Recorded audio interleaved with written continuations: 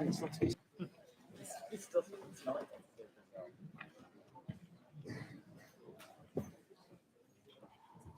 You want paper part? You want paper parts?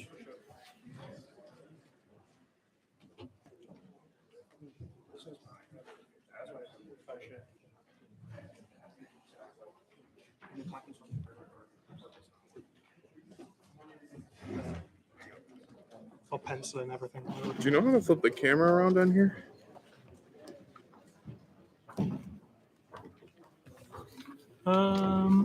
There should be a little.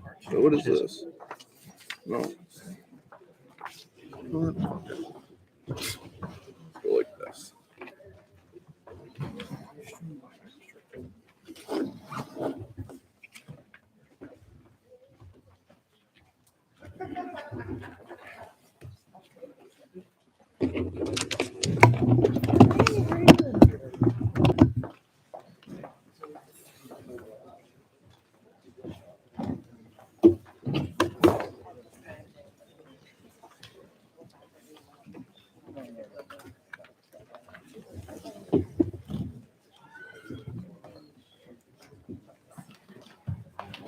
Oh, that is it. Yeah, that is it. It's late, but it doesn't care. Parts for him and Williams.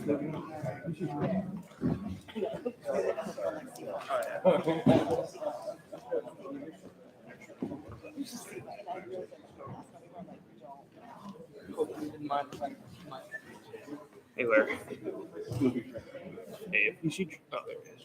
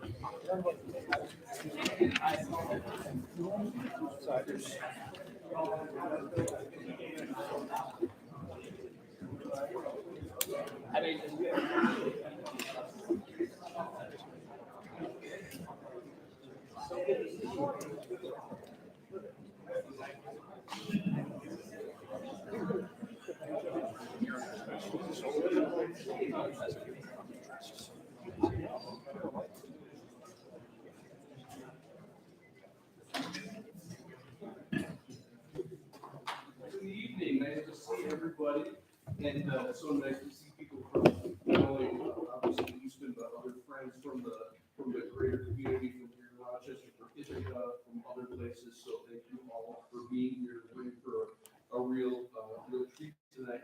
Before I introduce our guest started, I just want to say a special thank you to the person who made tonight's and as well as our trip to the American Trombone Workshop that makes it the most like possible.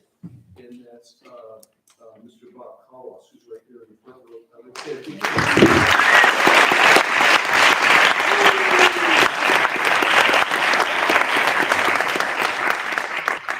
Thank you, Bob. And I've had the good fortune to know Bob for 40 years, not as long as Dale's, but for a long time. And Bob was a long-time music educator here in the Pittsburgh schools, fantastic bass trombonist, and a graduated East Bay. He was a student of Remington's here, and really believes in the mission of the trombone studio, and we are the beneficiaries of his generosity. So we're most thankful to him, and glad to be here tonight. So, and our guest artist, of course, doesn't need a whole lot of introduction, but I'll try and give it a shot. As you all know, Alessi, of course, is a principal trombonist for the New York Harmonic, and in his role of doing that for almost 38 years, he's played all over the place as a soloist and as an orchestral musician, as a chamber musician, has had the good fortune to premiere, really important concertos by right from Christopher Rouse to the latest thing with Chick Corea. The piece community will get him to tell a little bit more about that and other composers as well, like William Balkin and Melinda Wagner. So we're really happy that he was able to carve some time out of his schedule and come join us for this evening. We're really happy to have you here and happy that Priscilla, you and collaborate with you on the first piece that you're going to be playing. So, well, nice to have you here.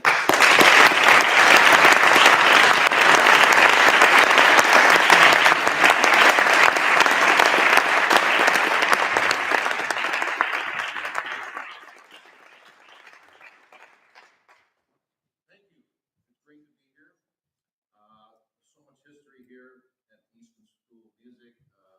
Great players have graduated here, and of course Emory Remington, and so it's a great honor to be here. We're going to play the Rachmaninoff Elegy that I recorded on my first CD a long time ago. Actually, got this from Woody Williams, who was, he turned me on to the piece actually.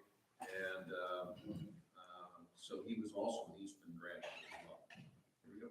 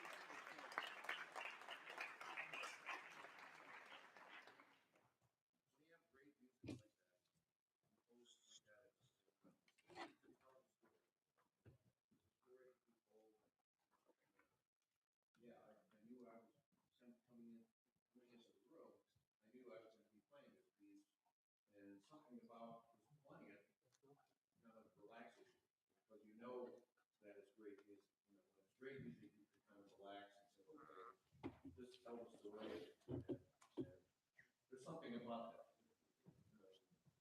It's inspiring. It's inspiring to play the music of rock on. Okay, well, we have a lot of people here. I would like to maybe, should there be time at the end for questions and answers? And Absolutely. talk a little bit, and that would be wonderful. Absolutely. Okay, so we'll just get right into the playing.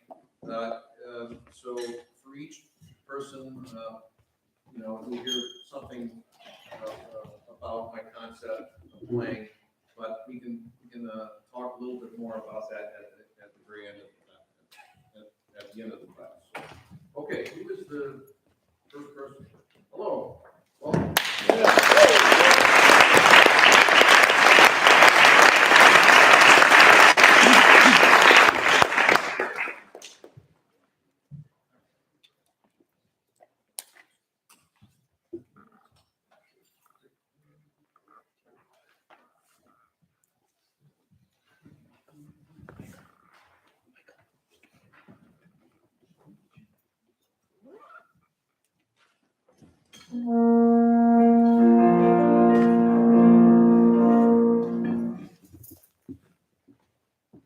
Hi everyone, my name is Will.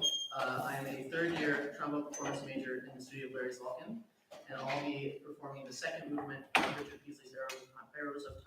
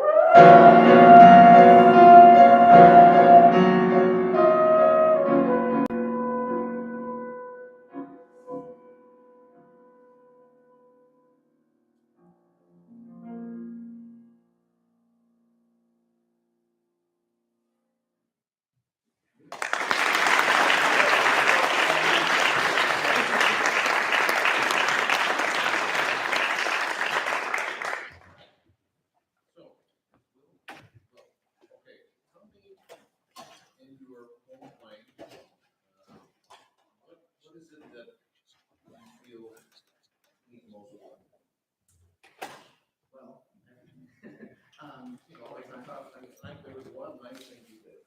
Okay, so you understood the music, and I mean, I have my list. I'm curious if it matches with yours. Okay, so for instance, we all have to empty out the trash in our plant and create new habits. That's what we do. We should be experimenting. We should be constantly looking for improved ways to improve. But a lot of that happens. First, you have to identify what is your top thing that you want to change in your life. What would you say? I've been working on my sound, just general sound. I think Okay. it doesn't quite have the right that I like to have sometimes. I think I'd like to feel a lot more comfortable on the upper register, a little bit more ease to it.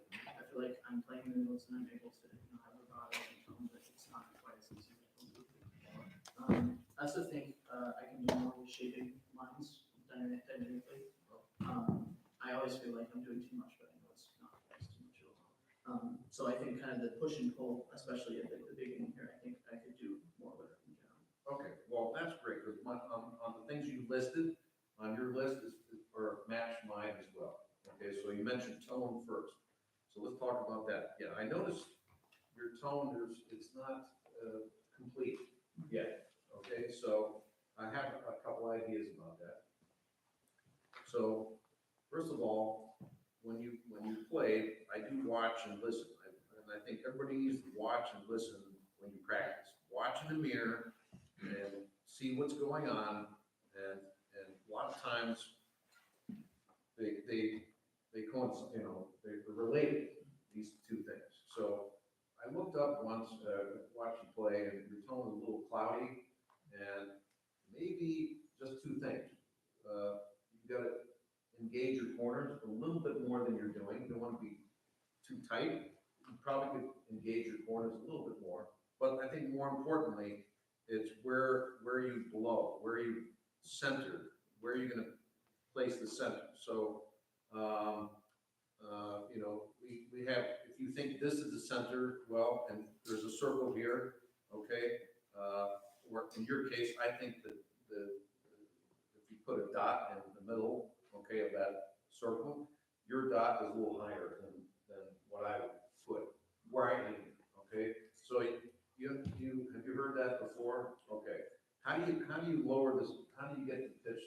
How do you get the pitch lower without moving the slide? I think it's just opening up.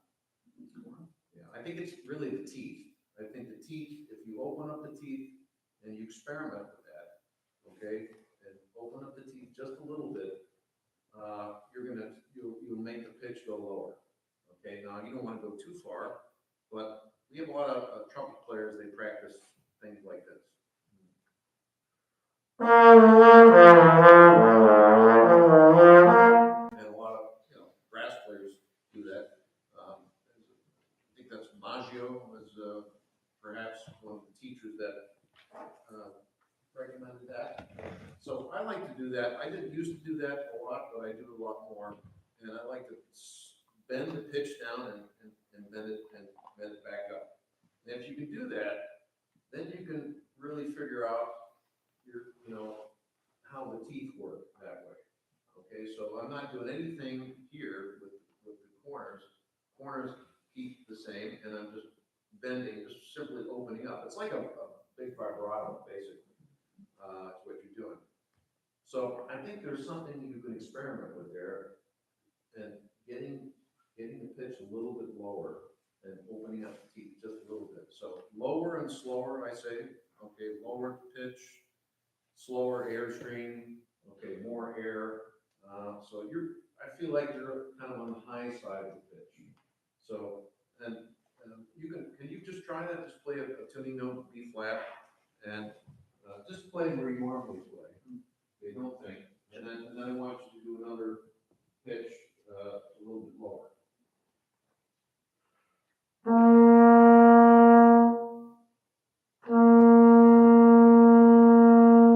Right, those are a little different. I can definitely hear the first one.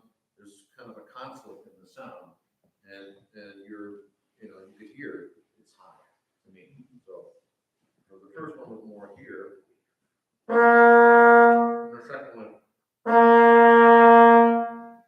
Okay. Can you do it again? This time just go right to the lower part of the pitch. Yeah. So what it is really just like making a donut. Okay.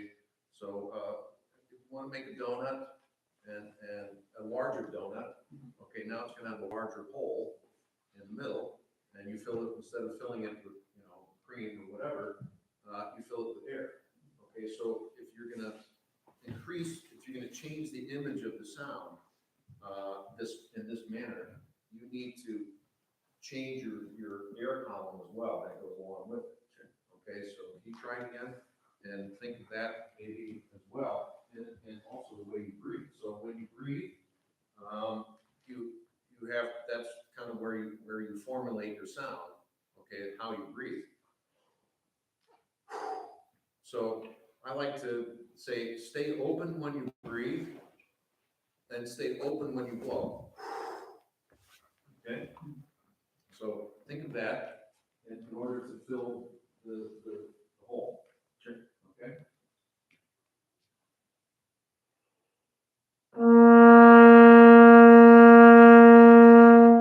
Now go even lower.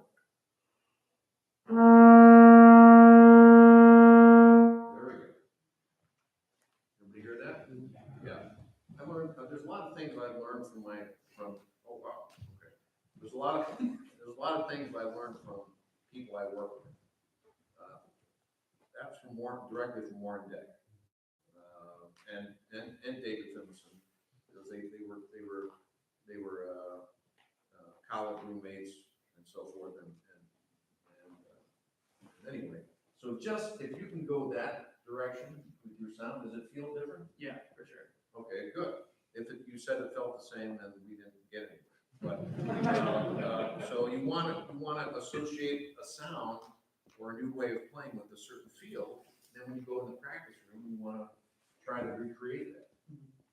So that's what you need to do with that. I would say in the beginning, you mentioned note shapes. You said something about that. Okay, you got very redundant in the beginning of this, where the note shapes were always expanding. So you got to be careful that it doesn't. As a brass player, expanding the sound as you release is not the best way, I think, for brass players to do that. No. I didn't expand. So I'm increasing volume. I think you want to increase volume, but I'm not going to do it when I release the note. Okay. Then the next note is a big note. So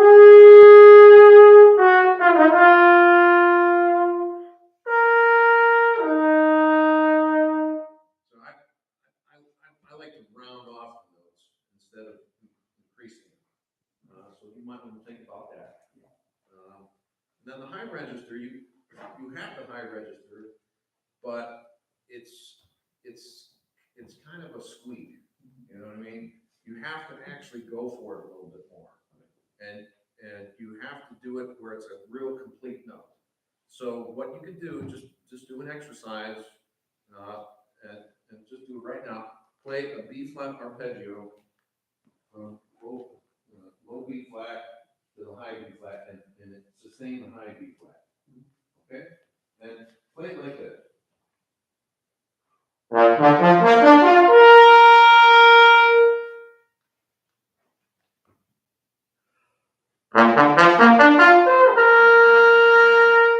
what you did there, when you went to the high B flat, the pitch went really high. Yeah. And so you have to, as an image, you have to always imagine the note that is below you.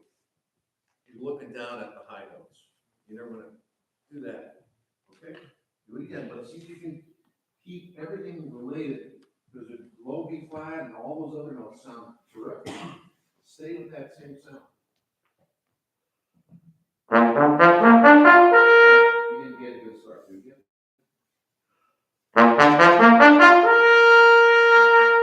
Okay, that's a little bit better. So you have to find, you may have to start a little bit lower. Maybe start on a G, but you want that top note to sound really full and to match the other notes. And then you go about going up from there with a full sound. Okay, so when you do your arpeggios, hope you do arpeggios every day. Yeah. So.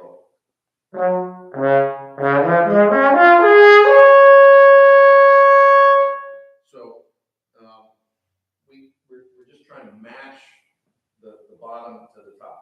Okay, I feel like when you play this, you're backing off, backing away from the high note, and there was one time where I was so frustrated with my high register, I went home and to visit my folks, and I just said, you know what, I want to play a really good high D, and because that was a note where I kind of just stopped. There was a kind of a plateau there, and I just went into the practice room, or even the living room, and I just started playing as loud as I could. Okay, but not unhealthy loud, but just really full. And I didn't really care if I missed a note or not. And by doing so, it kind of just freed me up so that I could actually play these notes very in a full way. So I'm not saying you want to sit there and bash yourself all day long doing that, but there should be some kind of practice where you're doing some things like this. You're playing really full sound, and then maybe it'll change for you, I think. But if you go for the high note,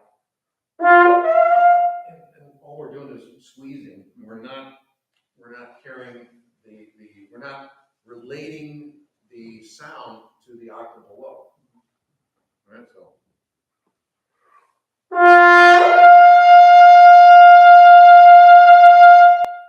Right, so that's just all compression and correct embouchure, but it's really about this. So come over here, put your hand here against my hand. Okay, what it is resistance that you provide against the resistance of the instrument. Okay, so there's a balance there. Push. Okay, that's wrong. Push, that's wrong. Okay, it has to be balanced. And if you're kind of feeling the resistance of the instrument and you're backing off of it. So you're not providing resistance here against the resistance of the horn. You're not sure what to do with that. And that's why it's giving you a problem. Okay? Now we don't have too much more time, but I think that the idea of sound, definitely go with that. If you can recreate the feeling that you had just 5 minutes ago, that would be great. And any questions? Gosh. Yeah, I know. I think what you were talking about with the high sound and kind of bringing it up from here is a really big one for me. Something to. I noticed when you were playing, I felt like your high parts were really connected to the line as well, and it felt. It also had this presence that I feel like I have a hard time having a presence in that high register. So when I see something where it's I'm crescendoing up to a fortissimo, and you're talking I feel like I'm backing off. I feel like I'm trying to move forward with my dynamic, but I'm almost backing off. Physically, yeah. Physically, you're backing off because then you gotta use the resistance of the instrument as your friend, not be scared about that. So yeah, and also like I said, you have to provide the necessary compression to make that note sound really full. So the compression you're almost making that here, and that's not the wrong place to make it. So all right, yeah, that's a long discussion about high register, but I'll just add, I like to use syllables as well. I think that I'd like to think of the bottom note as the real most important note that you play if you're doing an octave jump like that. It's like a springboard for you. But you've got physically, there's a certain sensation you have to have. You have to go to a place in your register where you know that feels healthy. And then just go up by half steps, but not bargaining that away. Keep a full sound. All right? Thank you.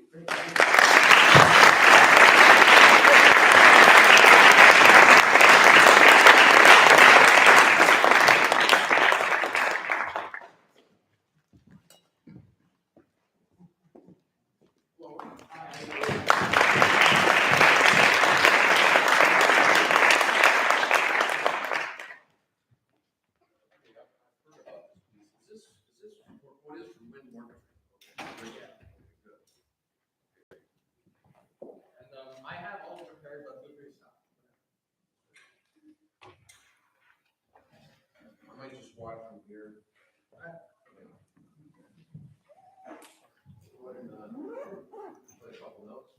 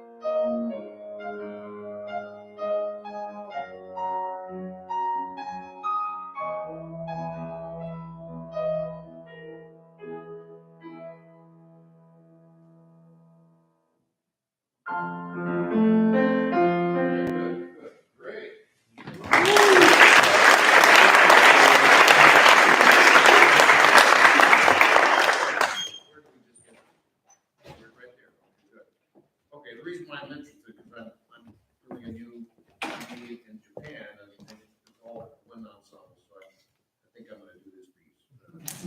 Based on what you just did.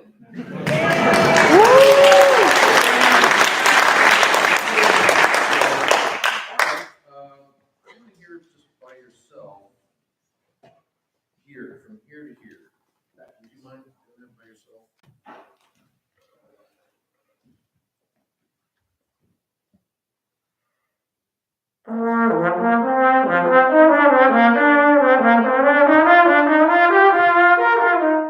Good. So, first of all, I like your sound very much. In the high register, when you're like in the beginning, you're in the high register, and then we'll talk about this. Yeah, but in the high register, in the beginning, sometimes you get a little bit, you have such a warm sound. I think you have to try to use that in the high register also when you're tonguing it especially. But you get a little bit forceful and it loses the warmth.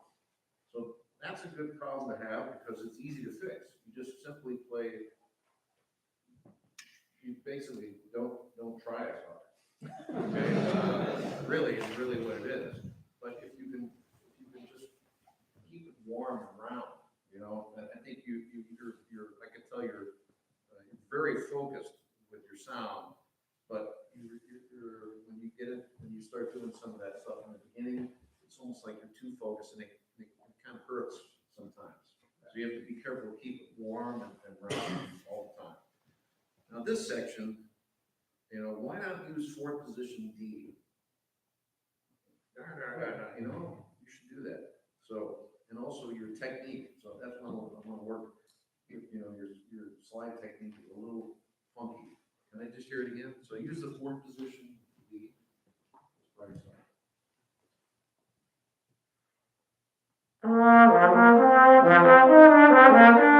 Yeah, so you're doing natural slurs, right? Yeah. Okay, good. They're not the greatest slurs. Okay, you have to get them. I hear this. Here you get it out with your ear. So.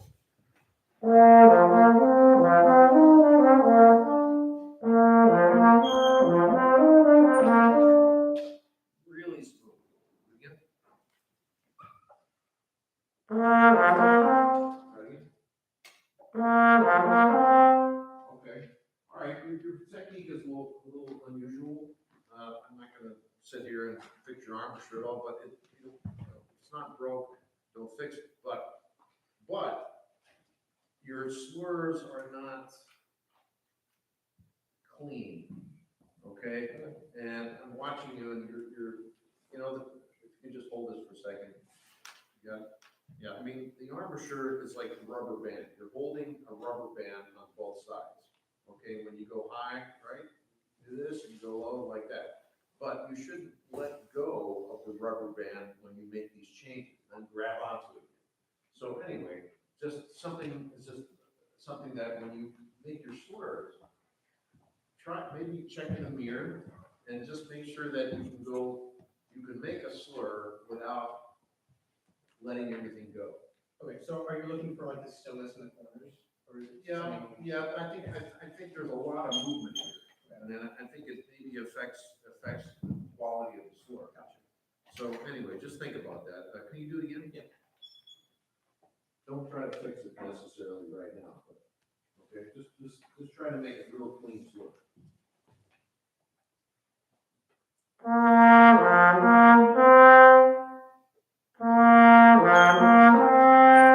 Okay, just play easy.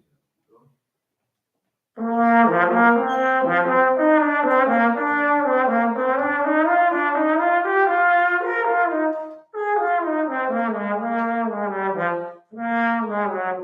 Okay, good.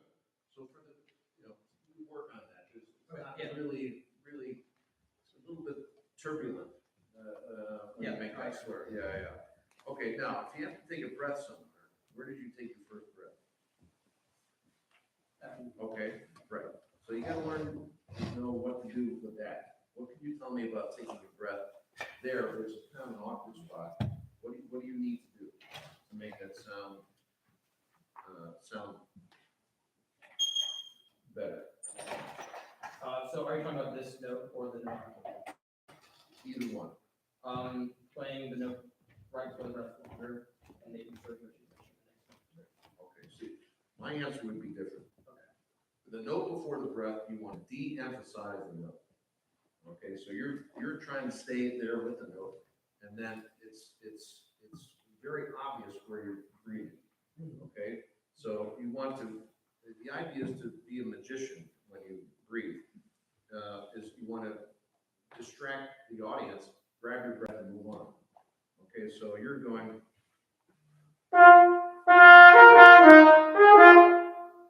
Okay, so you all your like that, and then you breathe, and then it's almost attracting attention to your breath. Okay, rather than this. So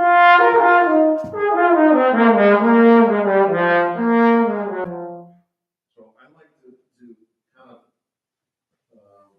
de-emphasize. You de-emphasize that note, and it's easier to breathe after that instead of going and then trying to breathe. And it's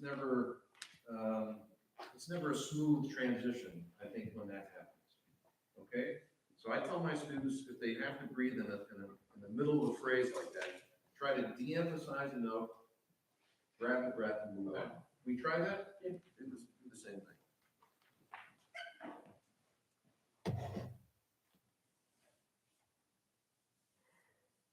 You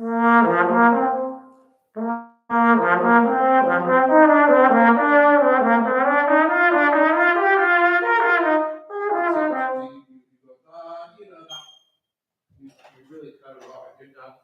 You want to play it longer, right? But if you play it longer at the same volume, that never works out.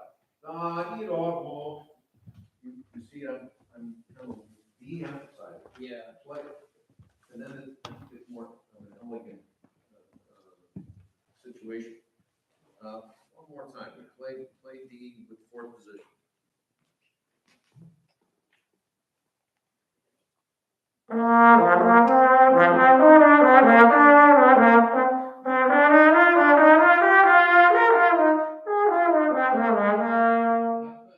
That's better. Some of the slurs, so go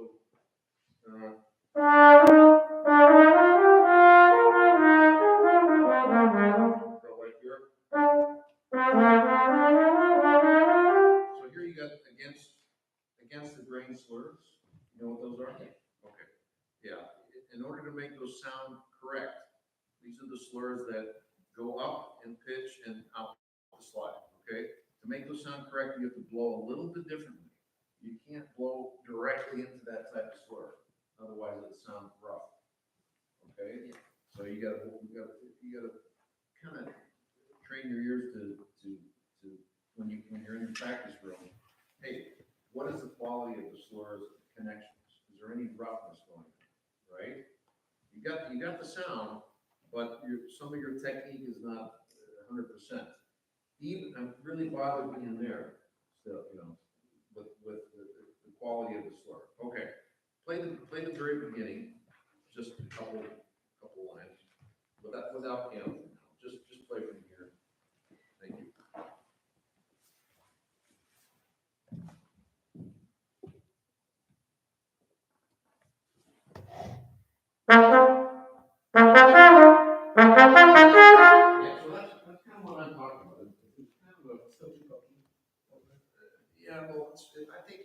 want mezzo forte, you're really slamming that first note.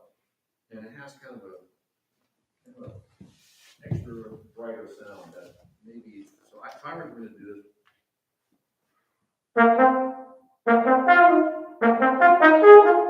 just play light.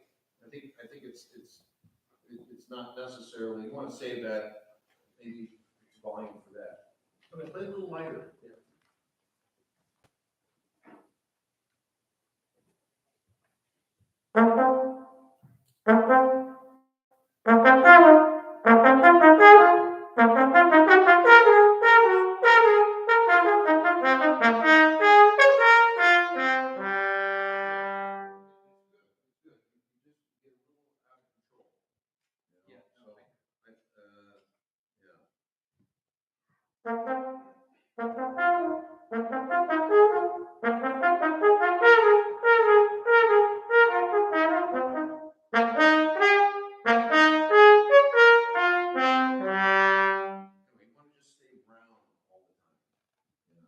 You play it in the jazz band?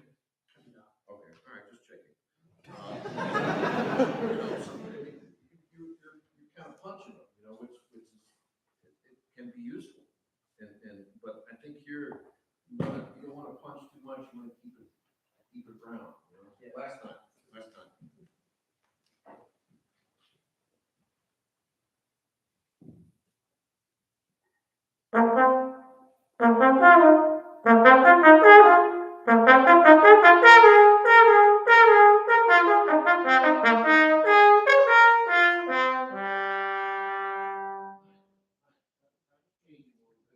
You gotta watch some of those, that's where they're big time, against the grain slur, and it has to be smooth, so.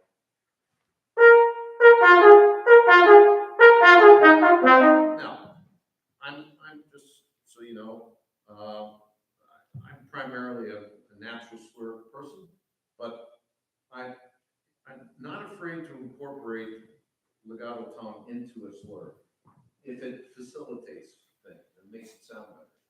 So right there, that's what I just did. So I went. I used a little tone. Da-da. Can we just try that? And use a legato tone instead of a slur.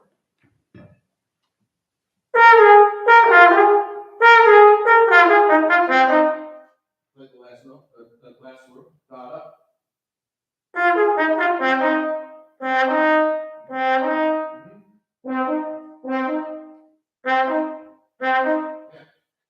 That might be an option for you to make it sound a little smoother and a little nicer. Okay. All right. I like your playing very much. Nice job. Nice job.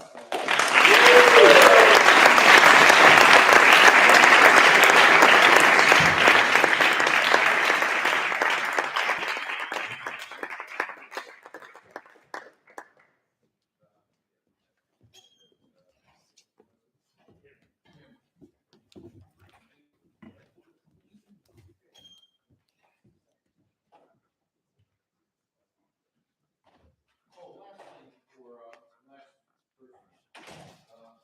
Just when you're up here playing the piano, I noticed, what was your name again? Last person? Michael? Michael, yeah, Mike. Yeah, you were trying to, try to show the pianist where to play and so forth, but I think it's really important that when you play the piano, first of all, you're a little bit like this. I like to play in the center. And I think a lot of people play this way because they want to see the pianist. But a really good pianist, like this woman here, she is absolutely fantastic. And you don't have to do anything. Okay, so you just play. I think if you go to the pianist and you turn, it's a little bit shows that you don't trust the pianist. Okay, and also it doesn't look good to the audience. So your job is just to play and perform, and when the pianist sees you breathe, and that's enough. You don't have to show anything. So anyway, I just thought I'd mention that. Okay, what, 2?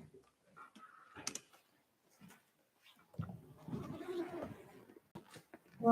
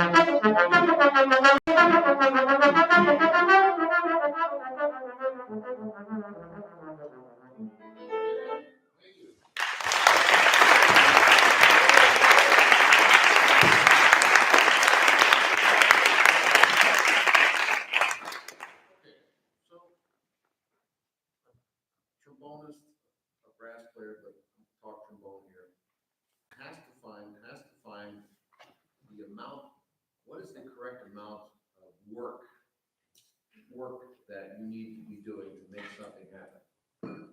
Okay? So when I'm hearing you play, you got a lot of nice things about your playing, but you're working too hard to play this piece. You're probably playing, your body is working too hard to move the slide.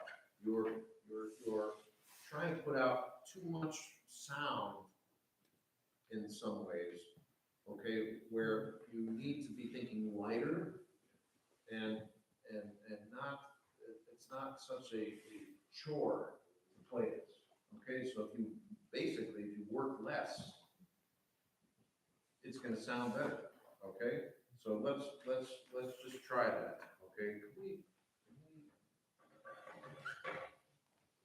Also, when you perform, this is performing because you have an audience, they have to stand like this. I mean, yours tall. I think so. Yeah. It's a little lower, so at least you can see the people in front here. You can see them. Yeah. Okay. All right. Now, let's just do the beginning. So for this, you have you practiced it much with 8 notes?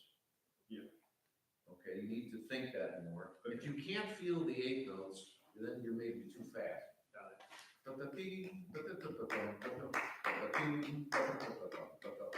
So when you move the slide for some of these things, it's too, are you going? And, you have to find a way to just do it so it's just easy. And I'm not putting out a lot of sound. You don't need to do it. It's not that kind. It's not this kind. You only have the piano and this whole space. So just trust that your sound is. You got a nice sound, but you're not using it. Okay, you got to use your. So let's try again. Think in 8 notes and just play up. Don't work so hard in doing it. Okay, just try that.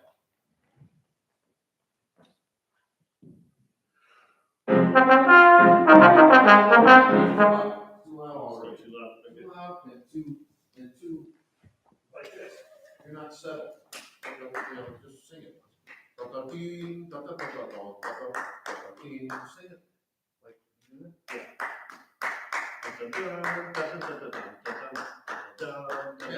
It's a light kind of feel. Yeah. Without the trombone. Yeah. So it should resemble that. Okay. Okay. You do it again.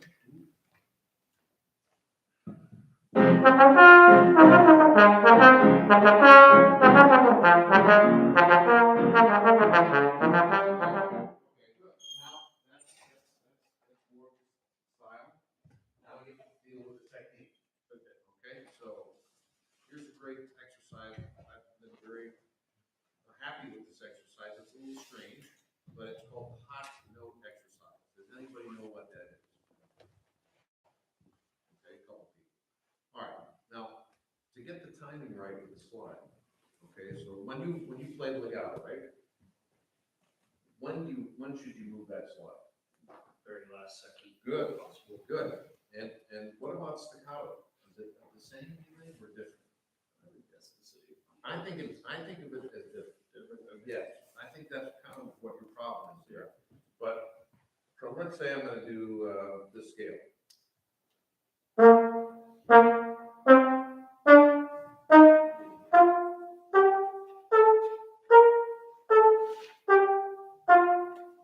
Okay, so what I'm doing is if something is hot, this stand is hot, I don't know it. I go like that. I react like that. Okay, I transfer that to a note. Okay, so I play a note, and I'm reacting, and I get to the slide. I get to the next position way ahead of time. We just do that little exercise. Yeah. You play very short, okay, but you're going to react that way. Let's play B flat scale.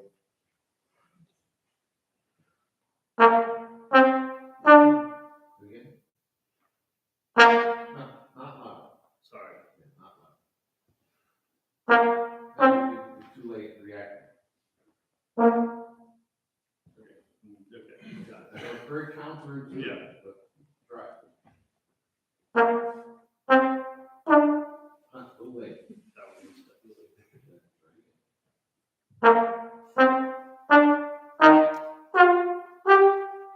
Yeah. Only moves to that position. You're going beyond the position that's going to Yeah.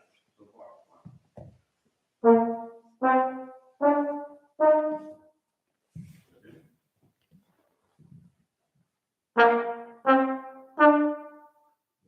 Too tense. Do it very efficiently, but not like that.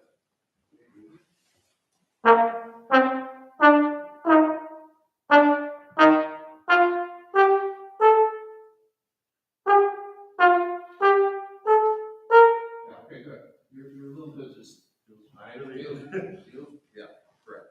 But you got to do it. If you do it, you don't want to do this exercise and do it incorrectly. Yeah. And you're doing it in a very tense way where simply to the position that you want to go to. Okay, now, so what you do is you transfer that feeling, if it's correct, okay, not doing this stuff, but you transfer that feeling to this thing. So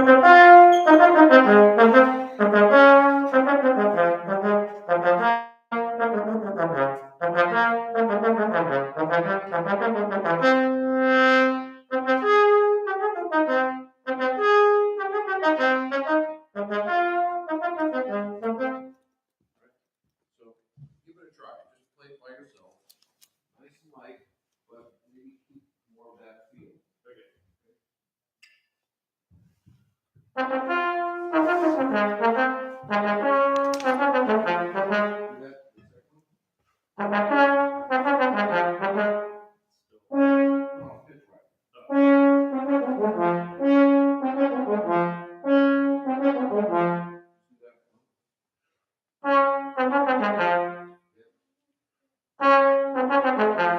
Okay, good. Go on.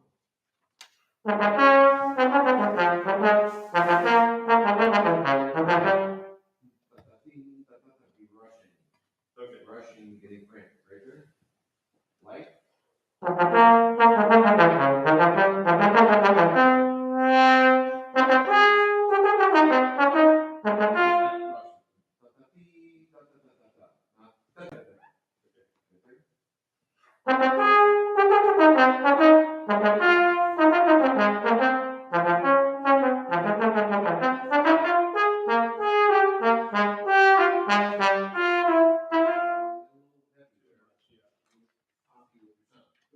How does that feel? Different, but I'll work towards that. Yeah, try that. Yeah. Just play, do everything less, but concentrate on the timing of the slide. Okay. Here we go. 2, 3, 4. That's frantic. Yeah. Ta ta ta ta ta. Ta ta ta ta ta. Think 8 notes. And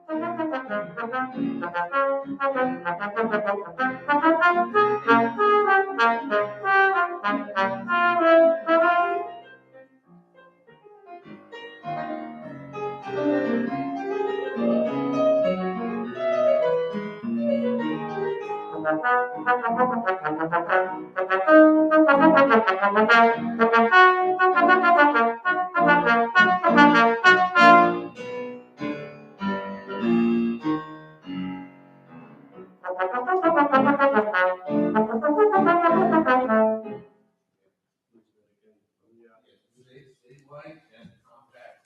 Don't get too big with it. Can I hear this by yourself now? Yeah.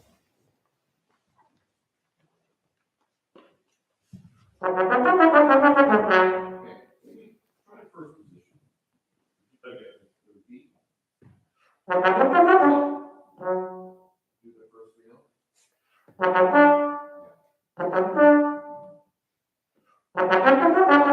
No, you're not getting there on time. Yeah. Yeah.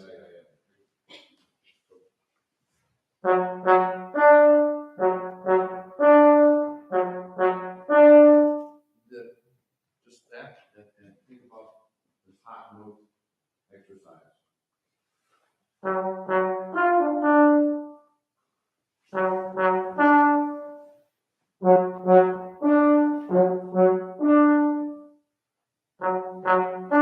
There we go. Keep doing it. Keep just going. Keep going.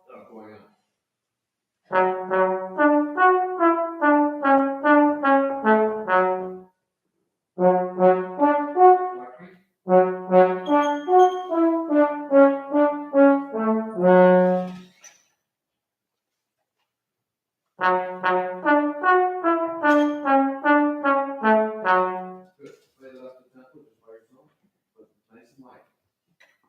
it's not the same. Do it again. Go back.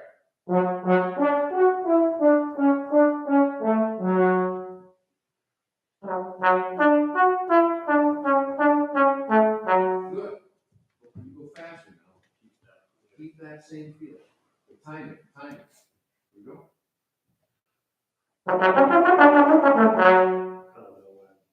You gotta hit B. Good. Play less. You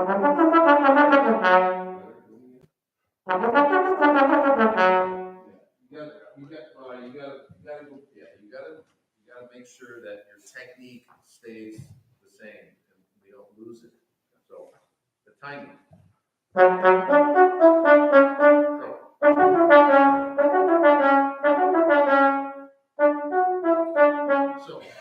there has to be a period of, there's a no man's land, or they call that, I can't say no man's land, no person's land. Sorry. It was a game that people play, and there's a neutral zone. Okay, let's call it that. There's a neutral zone, and in there is where you change your position, right? If you don't change it in time, okay, then your tongue doesn't know what to do. Okay, your tongue, where do you actually release? It's not the tongue, but the release of the air. So you're releasing the air with the tongue, but that's very unclear if the position is not where it needs to be at a certain time. Okay, if the position is not where it needs to be at a certain time, you're trying to release the air and you don't know where to do it. Okay, because it's an intricate process that you have to study, and if you practice that hot note thing, it really changes everything.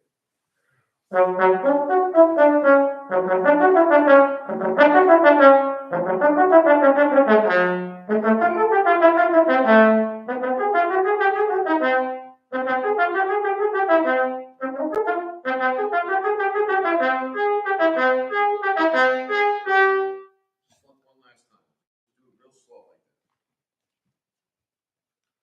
that. No, slower. Good. Do that about 10 times.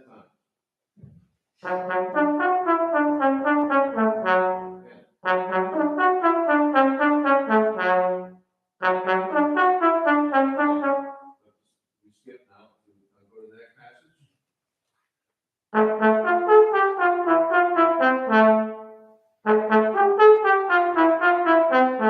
Good. I think you need to go through this process first and really, really study that. But when you start to go faster, don't give that feel away. You know, I don't want you to be stiff. You got to be relaxed and relaxed, but the timing has to stay the same. Does that make sense? Yeah. Okay. All right. I think this sounded a lot better when you just didn't try so hard. Yeah, sure. You know. You want to keep that to your first position or specific? Oh, that's up to you. Okay. Oh, should I? Yeah. Well, just so you weren't getting the note at all. Yeah. And why not play it in its yeah.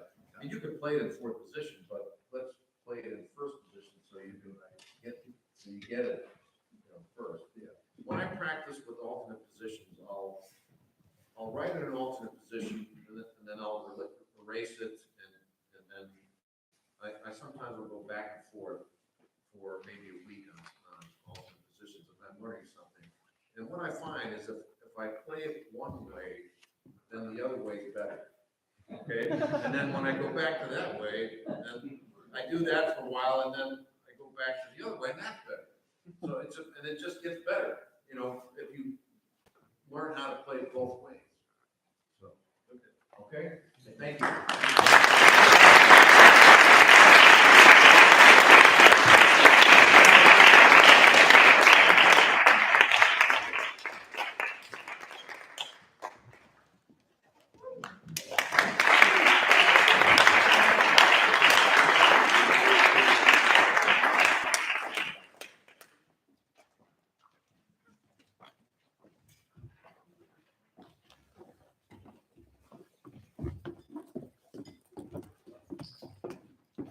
Hi, everybody. My name is Wayne Kreml. I'm a senior here at Eastman, and I will be performing Frank Montana's collage for Trombone.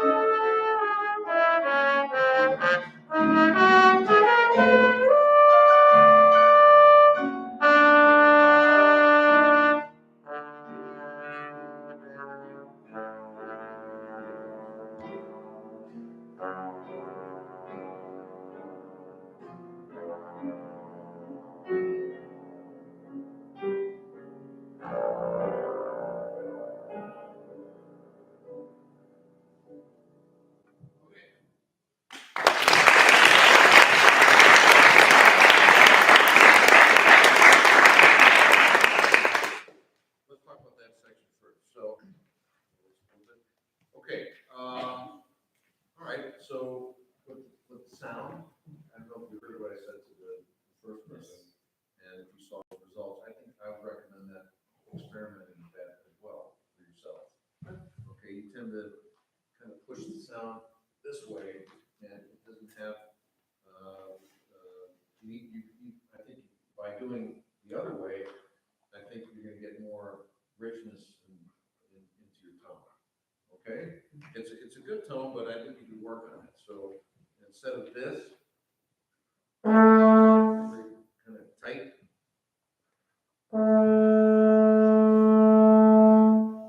Right? So there was a couple times in this section here where you kind of strangle the note and then it gets a little bit noisy. Okay, so you have to keep it down, and maybe you're working too hard. Okay, you got a very nice pedal B flat. Leading up to here, I see that you're slurring this. Curious why? I think I'm not intending to do that. There's some technical definition. Yeah, because when you slur it, what you're doing, you kind of get you really close up on it, and it kind of shreds on you. Yeah. Okay, so I think keep it clean. Keep it really clean. Can I just hear that first? Just only that.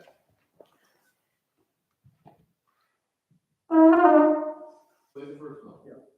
Okay, now that's kind of what I'm talking about. Your pitch center is way too high. Okay, so mine go a lot lower, and not necessarily with the slide. I'm really trying to keep the pitch down. Yeah. Can you try that on that first note?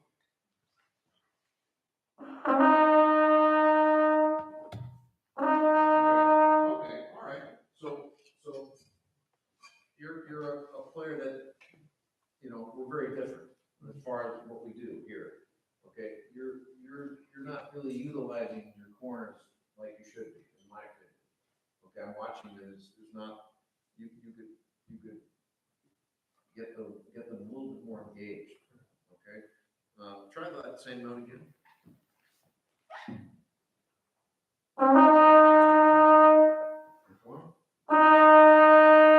That's better. That's better. Maybe lower the position too. Once more. Once more. Can you lower the position even more? Lower the position.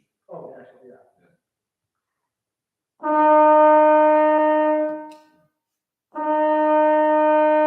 There you go. Now that's, take a look where that is. Yeah, that's even a little shorter than what I normally do. Okay, so. And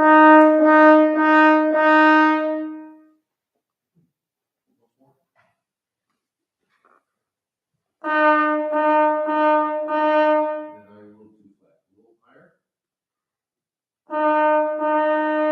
Good. Now play those notes. Way too high on the G flat. Let's think lower with the positions right now. Okay. Still way too high for G flat.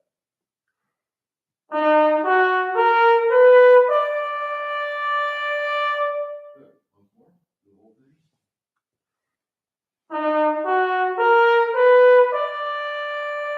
Good. Okay. That feels strange a little bit to you?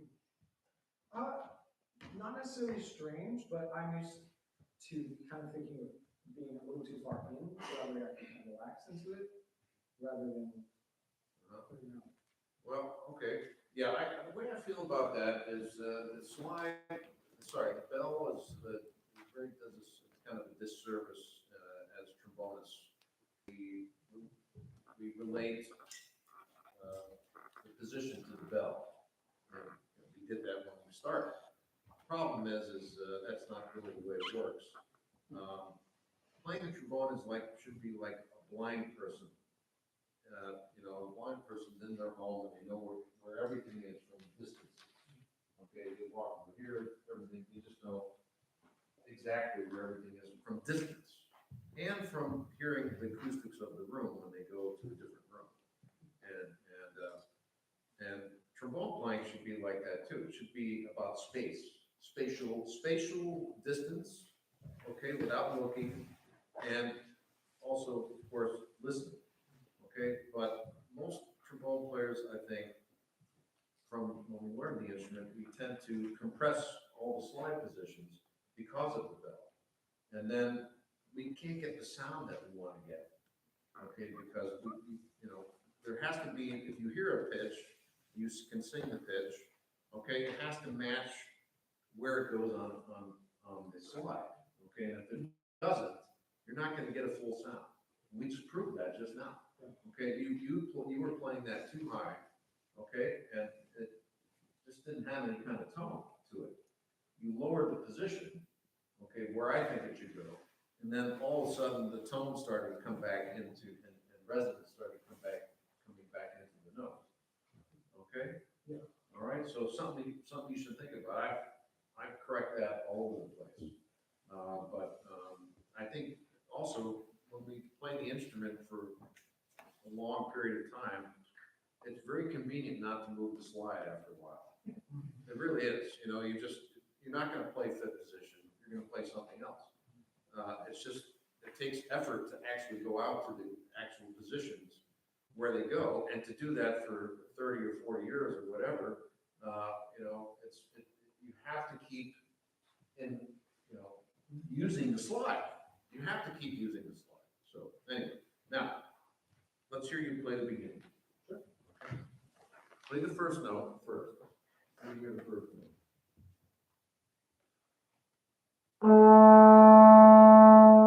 Good. If you're at home, if you want to experiment a little bit, open up the teeth a little bit. Okay. You know? Yeah. Here we go.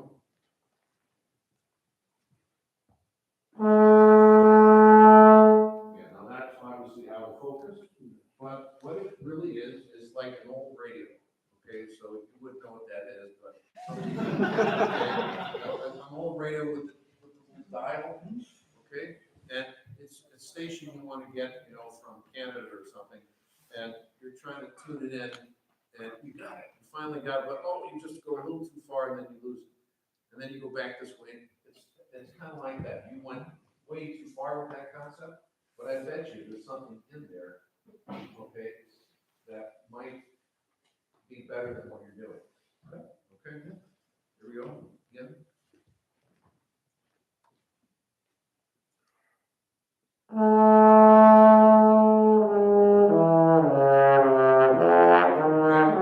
Yeah, okay, now, yeah. Watch when you go to the outer positions, you're in tune. But, yeah, let's not play too legato on this. Play. People. Right? Yeah. One more time.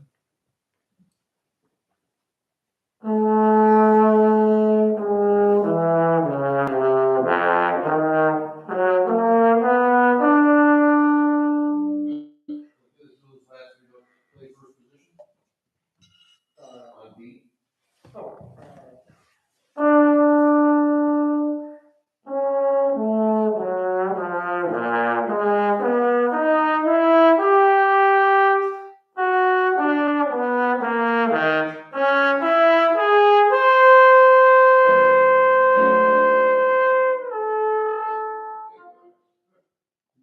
That's sounding better already. Okay, so you're probably thinking lower, and yeah, in general you're thinking lower, and I think tone is starting to come back into your sound. Yeah. Okay, I don't know if you feel that, but yeah, now when you get to this top note. Sorry.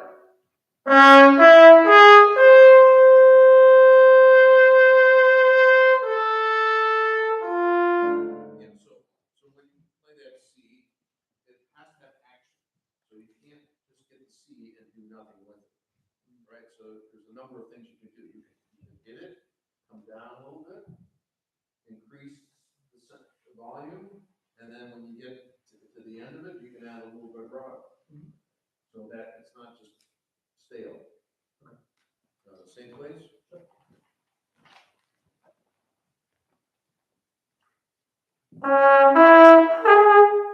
Think about the tone.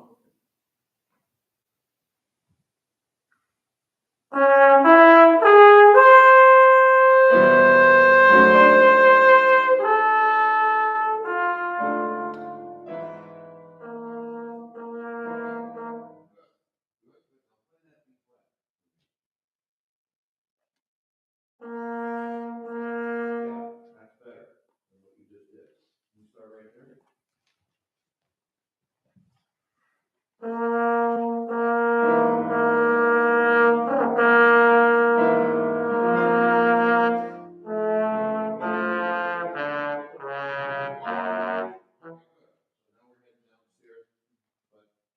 Corner-wise, when you go downstairs, most people will just let go of this.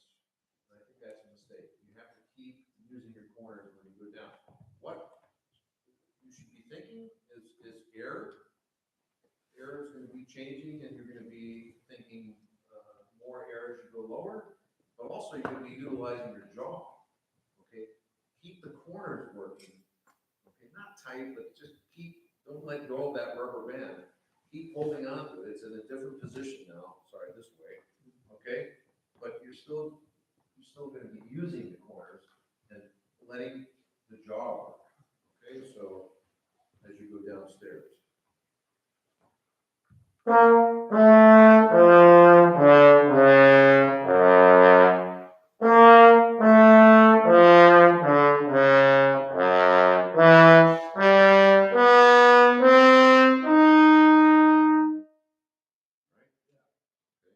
Try that.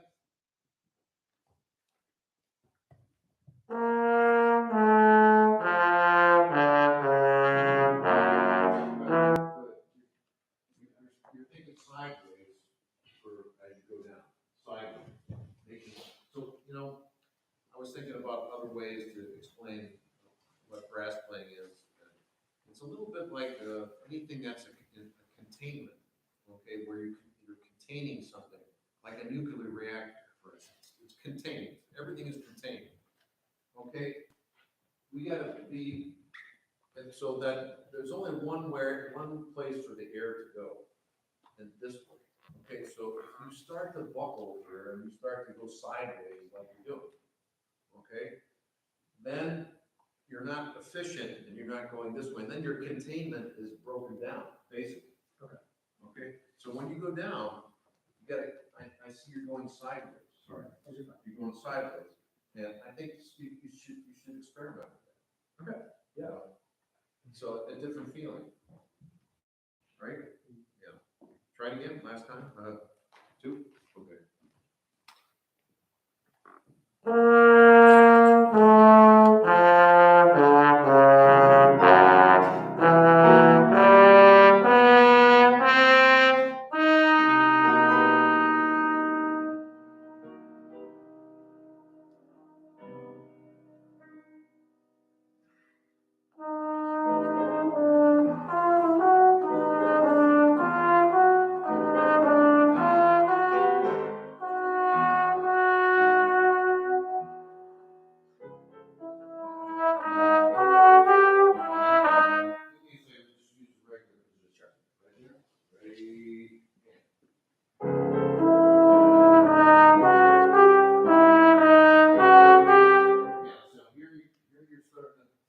Stressed out with the sound, and then you're getting kind of rougher with your articulation instead of just keeping it way down.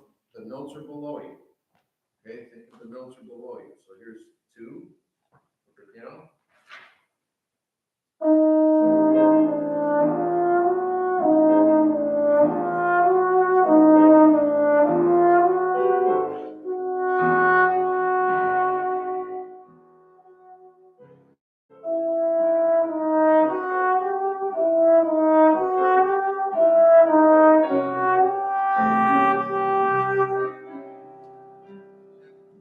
keep the sound, don't let it go rogue, okay, and high and stressed out. Keep the sound relaxed, and stop pushing it this way. Okay, here we go.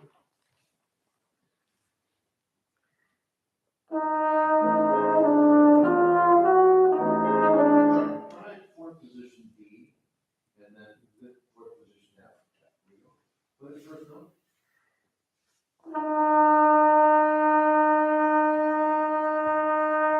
Use that sound. Here we go. One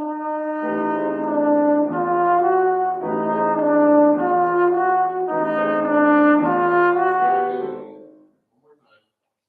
B, you're gonna do B much lower. Before.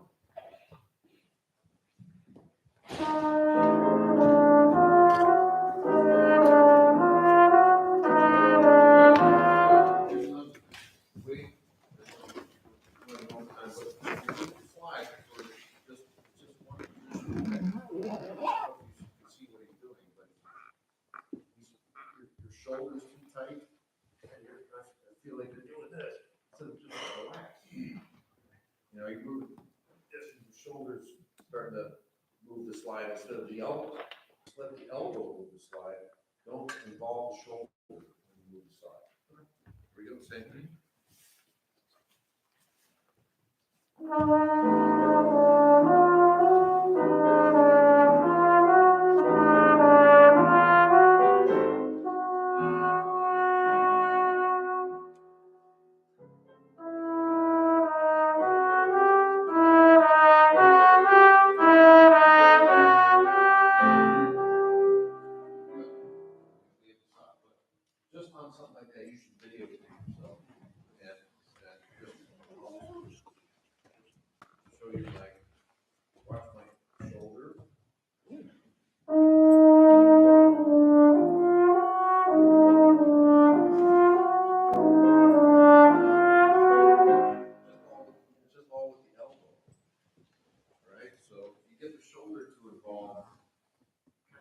your legato and it's stressful to do that.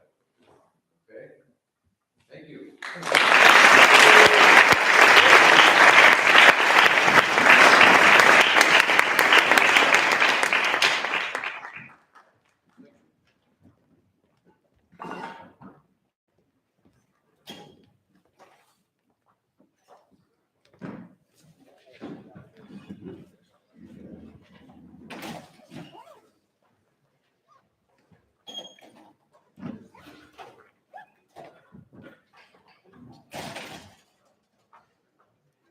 Oh, I'm right in the live stream.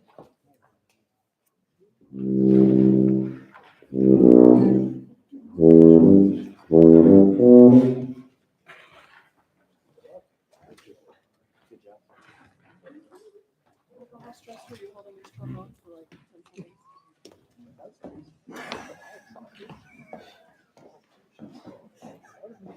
Did you hear anything he said? Or were you just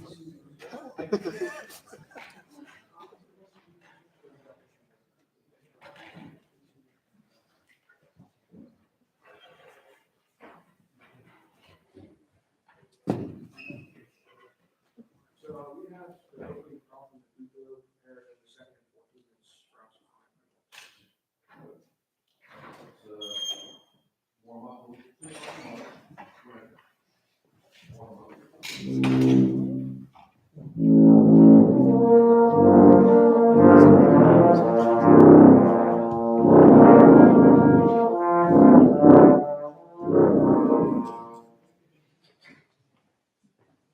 So, is everybody on Chase Farrell, the senior? This is Owen, the junior, Josh, and Dwight.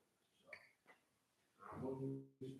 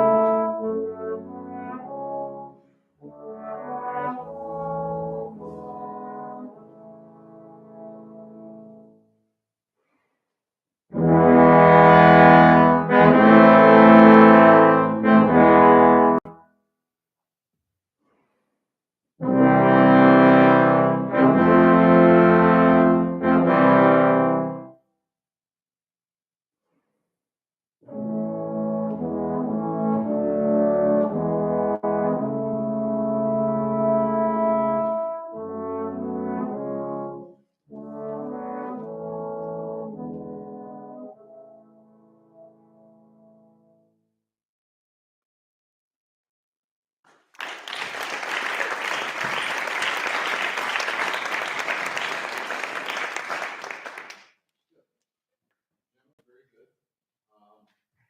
When you do this, you're leading the section, but everybody has to trust where the actual beat is. Okay, so bee bum bum bee bum bum 1, 2, 3, 4 play, right? Play. So subdivide. Okay, without any tense about it, but bee bum bum bee bum bum 1, 2, 3 play. Right there, right? And everybody can trust that. You're not exactly right with that. Okay? Then you're doing okay with the pitch, but sometimes your C sharp and your B are a little high. Okay? Now the other thing is when we get to these 16, bum, pop, are you trying to stylize those 16s or not? I'm not sure. Okay. They're not really accurate. Bum,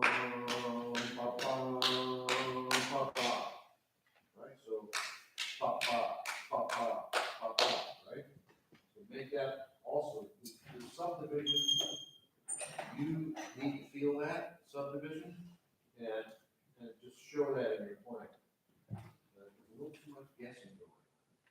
Let's just start right with the, at number one there. So it's more of this style. I'm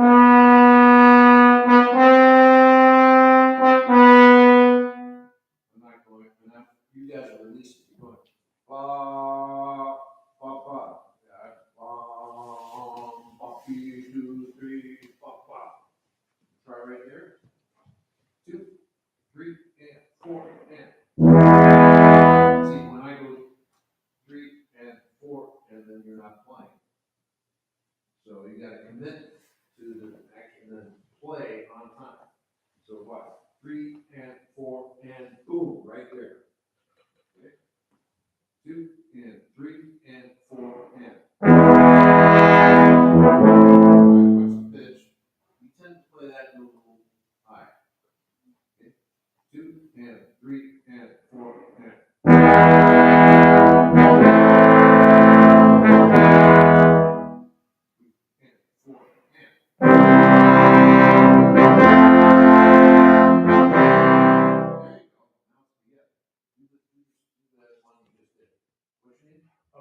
One more second.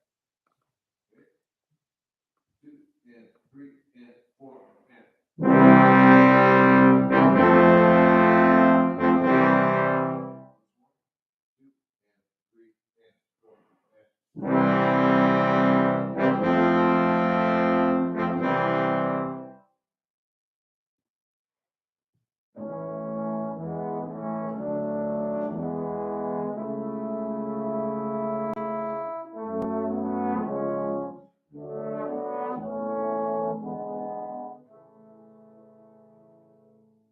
So the A, when you play A, it's a little flat. When you play C sharp, it's a little high. Let's go to the beginning one more time. So when you count off and you do these sort of things, the rest, you're gonna just stick with the click track the whole way. Okay? You just go with that.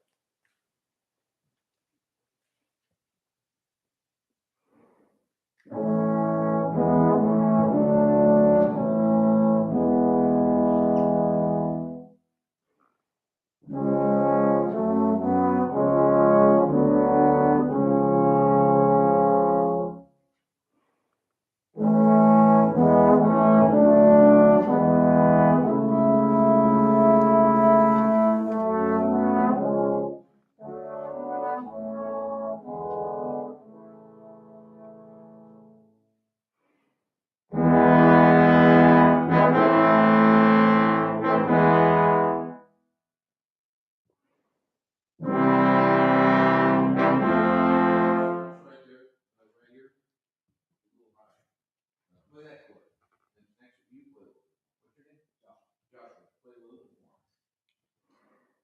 There you go, right here.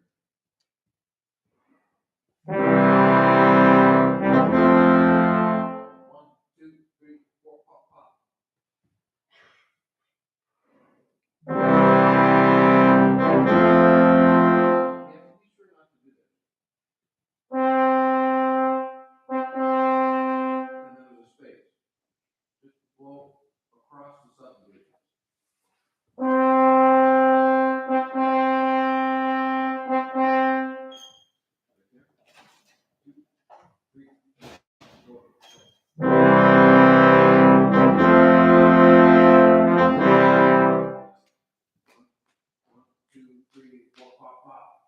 Everybody think the same thing. 2 and 3 and 4 and.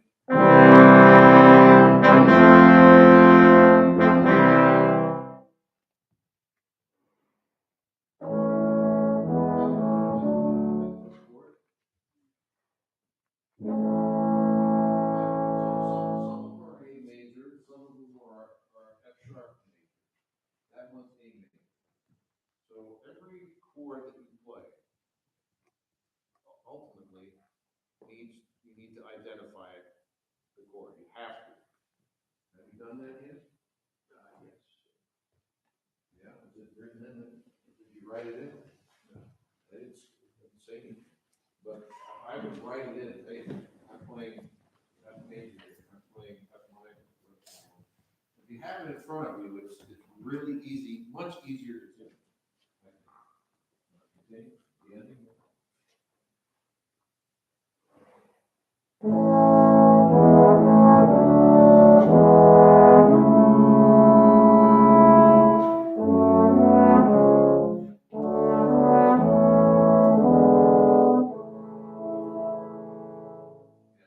That sounds really good. Yeah, was that a little easier, to predict when to come in? Yeah, I think you have to do that. Otherwise, it just becomes kind of a guessing game. People can trust you more. People will trust you. And, right? Okay, what's the next thing?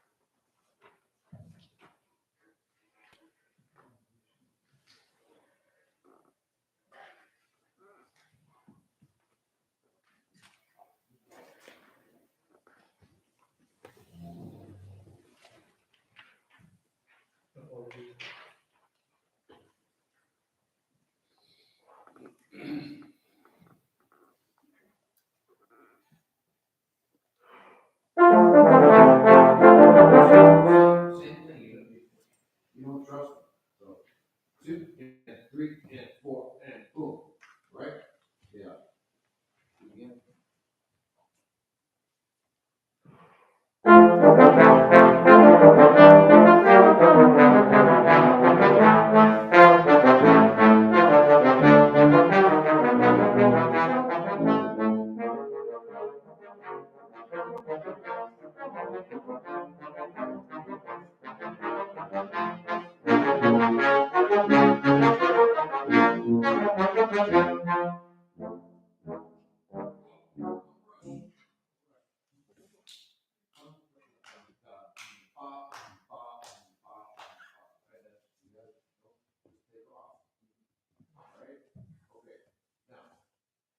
There's a lot of chords that are being played. Everybody's moving around, but there's chords being played, right? So you're a little bit punchy with your style, where I don't feel like there's sonority happening on the chords. So I would play.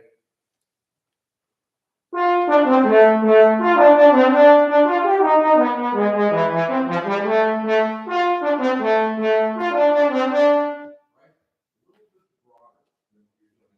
And feel like you're off to the races. You want to feel it in 4 as well.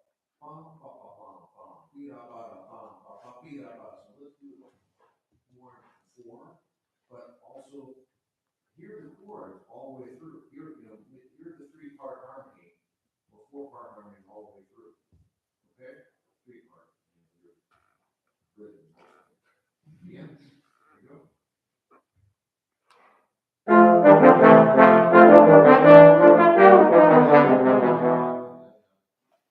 feel like you're rushing.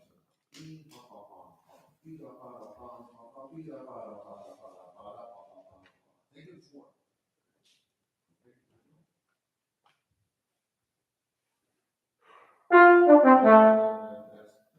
That was very confusing. Yeah. I'll keep it right.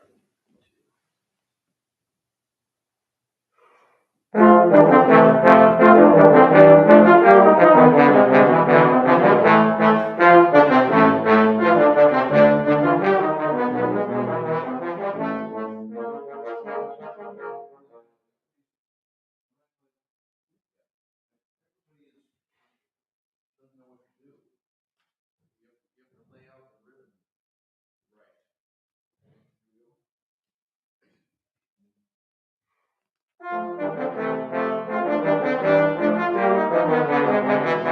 go.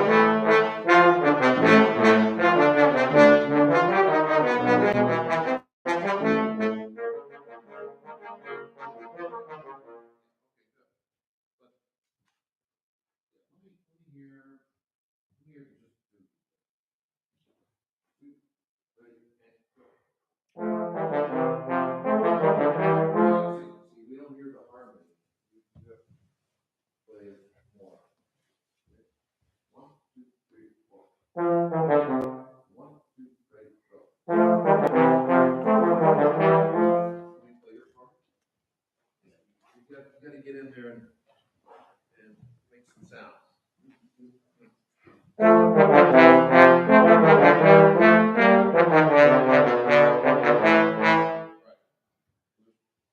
It's a real duet. Just 2, 3, 1, 2, 3, 4. You can chill out a little bit. Play a little bit more. And I feel like you guys are rushing all the time. Bum, bum, bum, bum, bum. Okay? One more. 1, 2, 3, 4.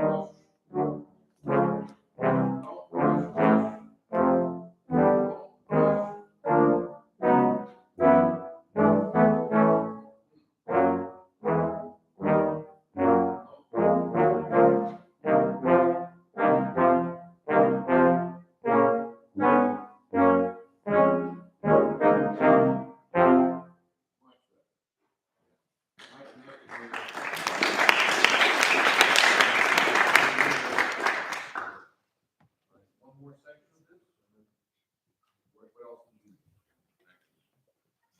Do we do the next big section of this movement or the end of the march? Or? How much time is it? Well, we should get the questions. Okay, all right, let's do one, you pick, you get one. Okay, one.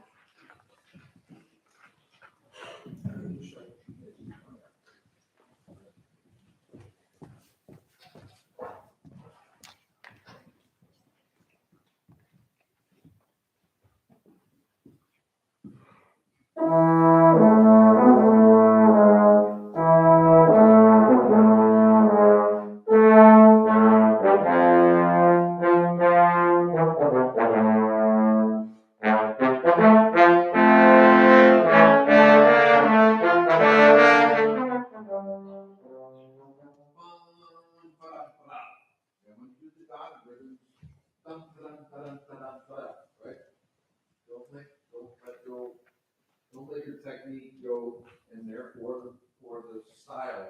Bum, ba, ba, right? You're kind of going ba, ba, ba. Bum, ba, ba. Okay. One more time. That was pretty good.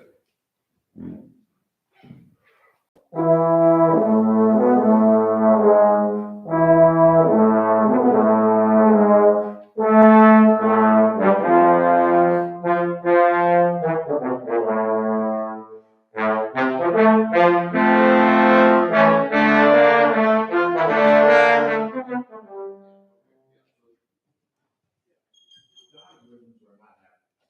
Okay, you're playing a triple. So you really got to play a good dotted rhythm. So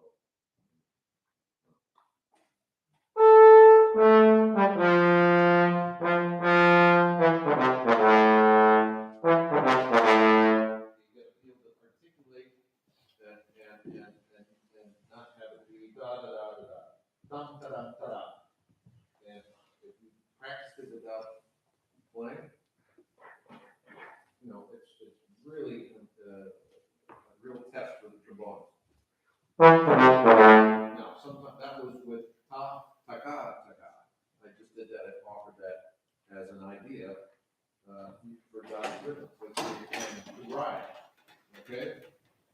Going ta to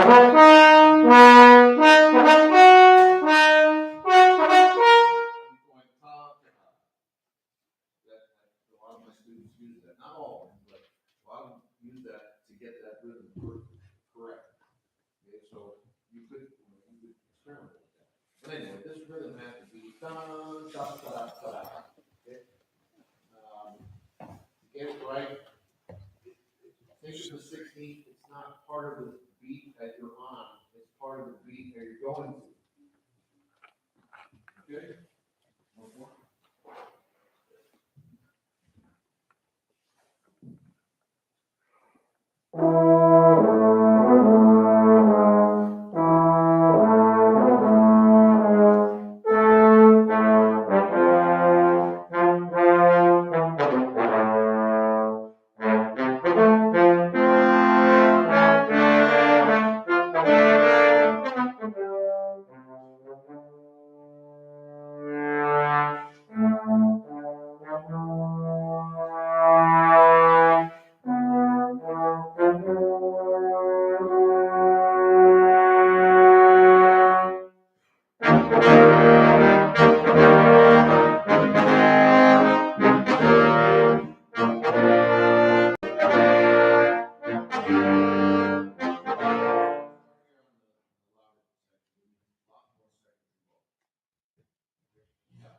Now you're making an effort to make that correct though.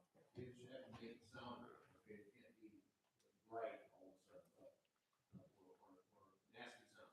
It has to be round sounding, but still, that's the idea with the rhythm. It's better. Okay, here we go. More second.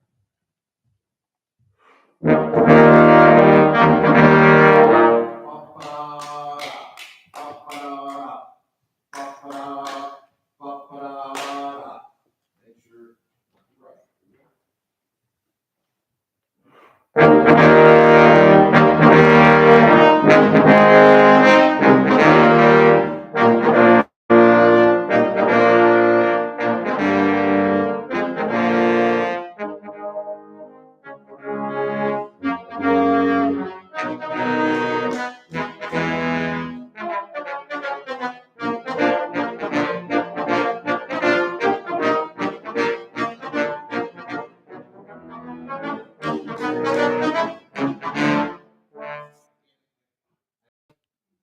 Not say anything when the 16th is not correct.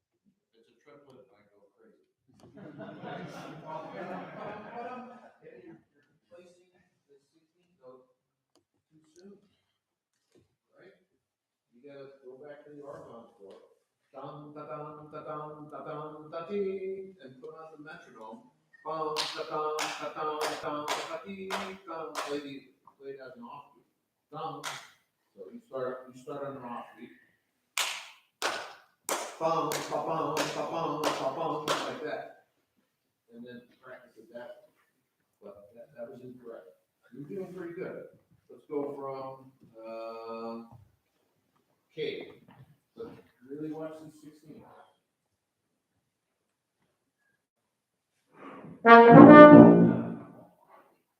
What's the downbeat chord? What is it? Okay, watch your D. Here we go.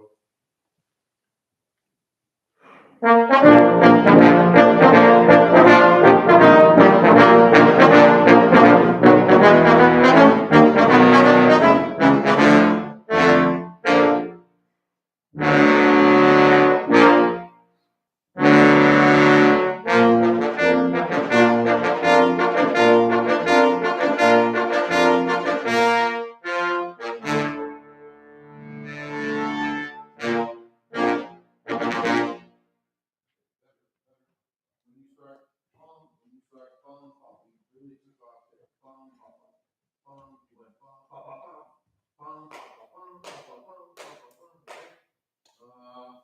Yeah, so that, we'll have to stop, but just the series of notes that you play with the dotted rhythms, you could practice, you could try practicing.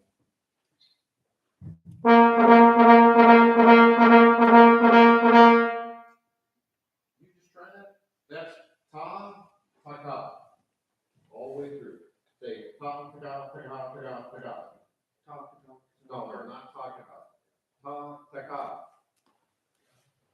Try it on one note. Just try it yourself. That's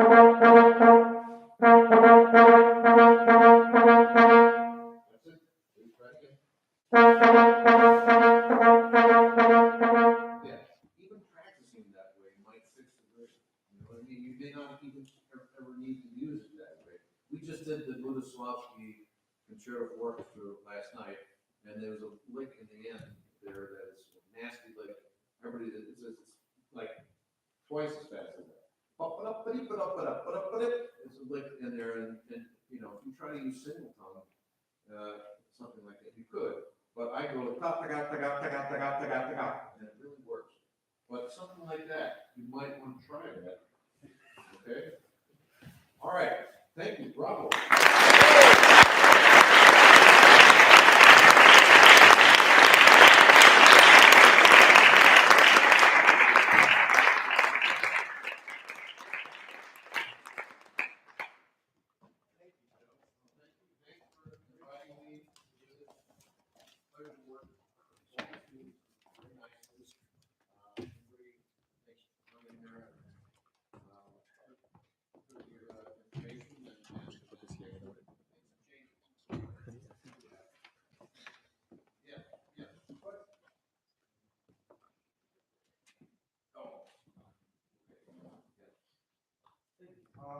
So you were talking about correcting someone's high range and not pressurizing it enough and not playing in their presence. So how do you deal with the high range of a student who has a really muscular approach to it, when they're using a lot of force in their sound or in their embouchure? I'm just curious how you approach that. Well, one of my students, just the other day, we were working on something, and I can't remember what he was playing, but it was just a slur. He was doing that, but you could see his body go like this for the slur. So, you know, it has to be, when we do something like that, it should, if you do it correctly, it should feel easy. When it feels difficult, you're probably doing something wrong. Okay, so but he's done very well, this student, but he's still working on some things, and obviously we keep working on things forever and ever. So the high range killers are correct. Are too much tension, unnecessary tension. You have to isolate only the things that you need to play in the high register, which are mainly, you know, an embouchure that doesn't have air pockets. Okay, so if you're, it's very hard to control the high register when you do that. Two, if you know, for I would say a flat chin. Okay, if you're bunching up your chin, this is the high range kill. Okay, and incorrect use of the airspeed. Okay, so the airspeed to me is controlled mainly through the level of the tongue. Okay, that's why I think syllables. I thought syllables from a very young kid. Okay, but also, you know, not smiling too much, puckering, keep lip in the mouthpiece. But yeah, if you use, there's some people who don't use enough mouthpiece pressure. I know that sounds crazy, but that happens sometimes. So I don't mind using a little bit of pressure. I don't think of pressure really at all, but it just happens naturally. So, but there is mouthpiece pressure there, a little bit more than, let's say, you know, 2 octaves below that. The key is that I'm providing a lot of air pressure against that pressure here, so I never hurt myself. Okay, so anyway, the high register is something that can be fixed, but sometimes it can't.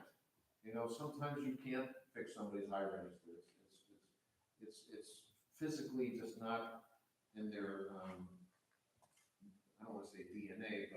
there's certain physical things that just can't happen, okay? Most people, sometimes fixing the high register, to be honest, is not, it's mental. And I did that one time with a very fine student of mine. He could do anything except playing the high register. So I tried everything in the book, and then one day I just said, okay, pick one song that you like to play. What is your favorite song? And for him, it was John Williams. He loved John Williams, and he loved Princess Leia's theme song. Okay? And I said, okay, bring it to me next week with the range that you can play it comfortably, where you can do everything you want to do musically with it, and you don't have to worry about your high register. So he did. He wrote it down, came in, I think the highest note was a G, okay? And he sounded great. I said, fantastic. And you could tell he loved playing it. And I said, bring it to me a half step higher next week. And he kept doing that, and eventually, you know, we reached his limit, but we broke through that limit because he was doing things unnaturally. He was starting to do things and trying to manipulate this high register instead of just doing it with his ear. Okay, so yeah, there's a lot of weird things people do. They add extra stuff into the high register where they don't need to. Okay, so in this case, he was able to go higher, and simply by not using things that he thought he should be doing. Okay, so does that make sense? Yeah. Yeah. Does that answer? I mean, I may not answer your question completely. Yeah, would you say that those things also apply when you play the high register softly? At a softer dynamic? Yeah, sure. Why not? Next question. Yeah. Hi, when you were working with Michael, you talked about doing slurs across the grain or against the grain, and you mentioned that the air that you use is different for that. Could you elaborate more? Yes. So if you do, okay, so all I'm doing is just jamming air into that note.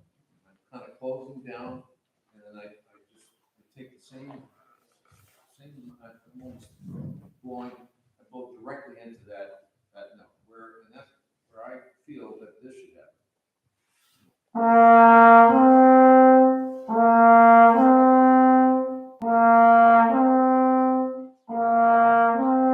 So you avoid this bump. So that's the drawback of using natural slurs, is you have to deal with how do you do a natural slur in this, you know, exactly what we're talking about here. So, so the airspeed, you probably, again, these are things we talk about, the radio dial thing, and like the clutch car, okay? You drive a clutch car? Okay. Yeah, I grew up on driving a clutch car, but it's a little bit, if you push the clutch down, right? And then you let go of the clutch, you change your gear, okay? And then you let go of the clutch, and if you let it out too fast, right? And then the whole car lurch forward, and it's not going to be a smooth shifting, okay? So what you have to do is you have to take the gas off, and then when you come back, when the clutch, okay, is take the pedal off the clutch, then you ease your way back in with your gas, okay? So it's kind of like that. I know that you've never driven a clutch car, you don't know what the heck I'm talking about. So anyway, you have to practice the bridge to somewhere over the rainbow, okay?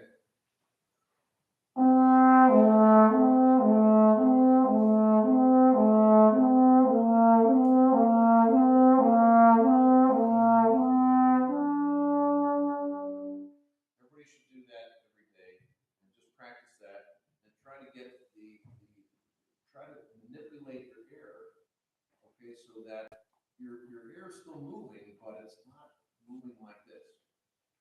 So if you go this way, that's easy, okay? It's the other way that's the problem. like this. And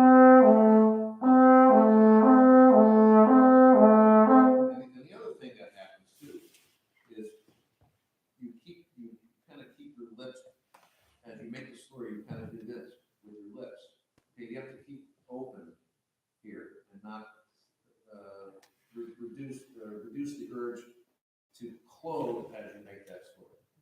Okay, so again, it's a lot of fine tuning, fine points of playing, but something like that is really important for your legato, so that you never have any bumps in your legato. And the best legato, okay, is always best sound, best legato, the best slide technique is what you want in your playing. You want to study those things every single day through scales, okay, and do your scales with your eyes closed. Okay, it's very strange. You know, right now I'll play D scale. I'm going to keep my eyes closed. Now, how do I know where fourth position is? You know, there it is. Okay, it's a spatial thing. That's what I was trying to tell you before. Okay, so do your scales with your eyes closed, do them legato, and work on every aspect you could possibly think of in a scale. Great singing sound, great legato, great steady pitch. And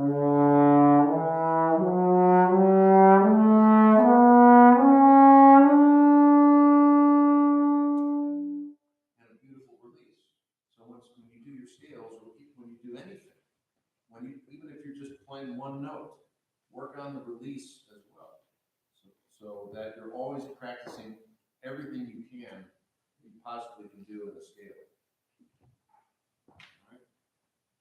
Something else? Somebody else? Yes. I was just gonna ask, could you share a little bit with us about Glenn Dodson? Oh, yes, yeah. Because we're, for those of us in our generation, he was such a trombone superhero. Yes, yeah. You know, but Well, that's a good point. I think, so I'm, you know, a certain age, and I know a lot about some of the older players that were around in New York. Okay, I've met, you know, I know a lot about Schlossberg, because my father studied with Schlossberg at Juilliard. And I know also about Neil DiBiase, for instance. oh, cool. You know, a little bit about him. I've heard him play. He was a famous New York trombone player with NBC. And he survived Toscanini. Okay, and the person before him didn't. And played bolero and missed it and messed it up. And he had to change his name because, you know, he was to still work, you know. I mean, there are all kinds of stories about, you know. So anyway, it's important to know about players from the past and what teachers, you know, like Dr. Marcellus and Henry Remington.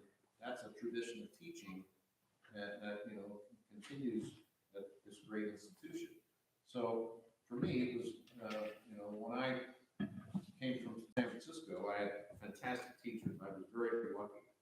I had a guy named Ned Meredith who played in the Utah Symphony before Larry, Professor Zalkin, and he showed me just basic stuff, you know, how to make a good sound.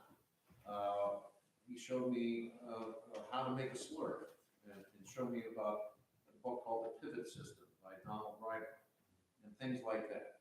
And then I had another teacher, Miles Anderson, who took me, who played first trombone in the San Francisco Symphony, and took me through Blazevich. And he showed me how to play a Blazevich in a real musical way. And he loved those Blazevich. And we played a lot of Blazevich duets together. And he was a huge fan of Blazevich. And then I went to Mark Morris, and he showed me, you know, just about orchestrally some things that I should be doing and teaching the repertoire and so forth. Okay, and then his teacher was Glenn Dodson and D. Stewart. So that's where I had my eyes on Curtis, you know, and that's where the, you know, my goal was to get there. I studied with D. Stewart, and I learned so much from him, especially with the auxiliary instruments but also French etudes and how to play those. But there was Glenn Dotson there as well at the school, and I wanted also to study with him. It turns out that the student who was studying with Glenn wanted to study with D. Stewart, so we just switched. It worked out perfectly. And when I studied with Dotson, I got to hear him, you know, in the lessons and talk about music and talk about the first thing Glenn Dotson did. The very first thing. I went to his house. I recorded onto a reel-to-reel machine, and he played it back at half speed. Now, that's the first thing he did. And everybody here should spend 5 minutes a day on playing something, Bordoni or something like that, and play it back at half speed. And you will be amazed. I was shocked. I'd never done anything like that before. I was shocked what I heard. But it's like looking under a microscope. You can hear everything that is incorrect with your timing with your slide. You can hear connections not being made. You can hear intonation problems. Yeah, you know, we don't hear these things when we're operating the instrument, and we tend, it becomes sort of normal to not hear anything, and we just, oh, this has to be right. Well, no, it isn't. And you know, if you're going to really test yourself. So anyway, that's the first thing that he did with me, and I'll never forget that. And then we just talked about a lot of musical things, about how to play Hindemann, for instance, Hindemann sonata, ideas about that.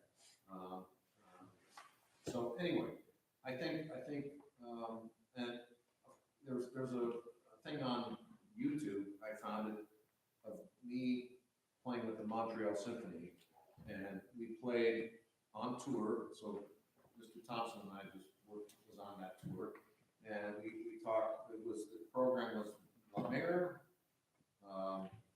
Deafness, and the Sibelius Violin Concerto, and Bolero.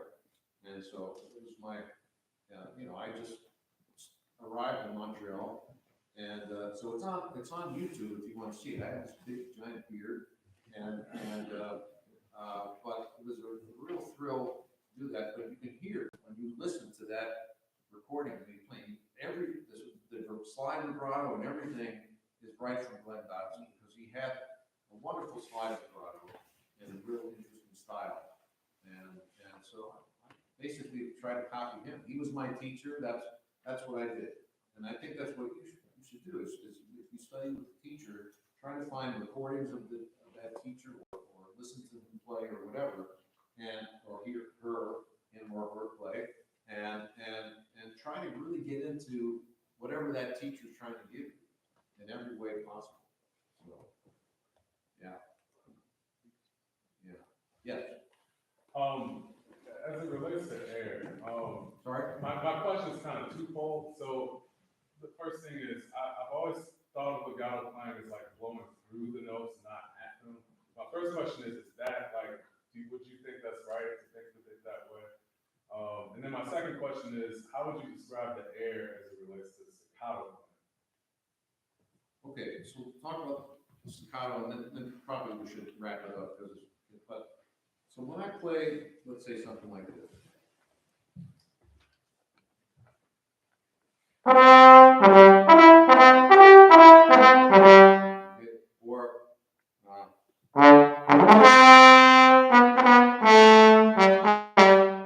things like that. Okay, what's happening is, or I'm going to play one other thing. Just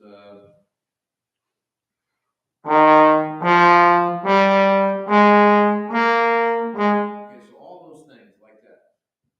I'm taking a breath and I'm supporting, but I don't let go of that support at all between any of those notes. Okay, so you would think in between those, that last thing I was playing chord notes. Some people would think, oh, I'm releasing this. I don't release this at all. So I keep the air pressure the same, and I let the tongue release the air. Okay? Question? No. Oh, I thought you were gonna say something. Oh, no. Yeah, so I'm letting the tongue release the air. So if you were to do this right now, this stays the same the whole time. And I'm just letting the tongue release the air. That so it's not. I used to think that the tongue moved the air. I was completely wrong about that. But the tongue releases the air. So does the air stop? Yes, but the support doesn't stop. Okay, the support and so to me, the order of things are we got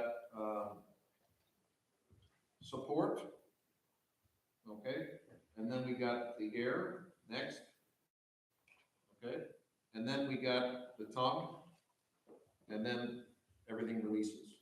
Okay, so support, compression, air, okay, then we got the tongue, and then we got the release, and it all. So if you take a breath, okay, this has to be set up. So if we're going to play high B flat, okay, I'm setting up the support just before I play. It doesn't happen right when I play, I don't think, but it's a very small arrival just before I release. I begin initiating that note. So same thing. Okay, so I can't do any of that without the correct compression that I provide here. Okay, so anyway, the first answer to your question was you said, yeah, I like to blow through notes. So when I'm playing something like this.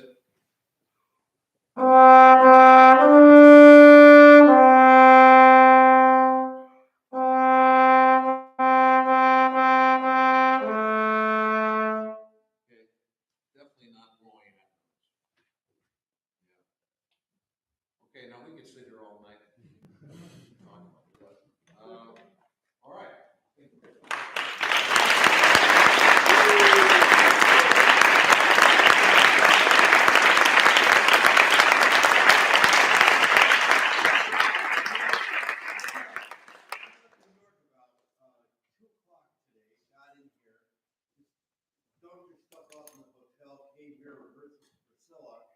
And then did this class, and he leaves early in the morning. I'm just so grateful as a team. It's just such a wonderful class.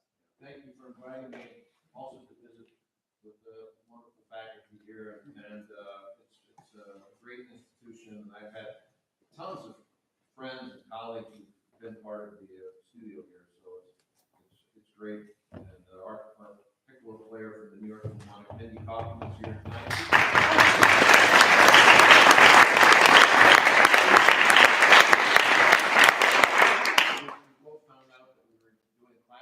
Same day, it just happened by accident. Well, thank you so much. Have a good evening. Yeah.